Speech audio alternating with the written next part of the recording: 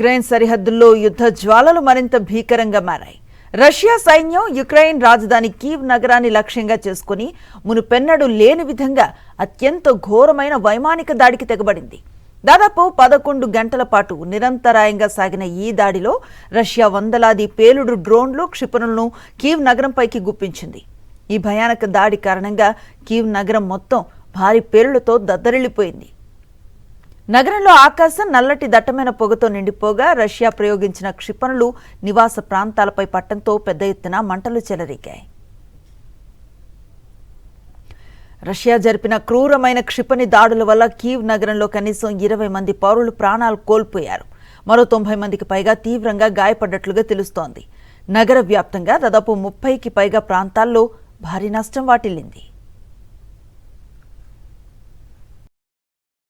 మరిన్ని అప్డేట్స్ కోసం ఛానల్ ను సబ్స్క్రైబ్ చేయండి. నోటిఫికేషన్స్ కోసం బెల్ ఐకాన్ పై క్లిక్ చేయండి.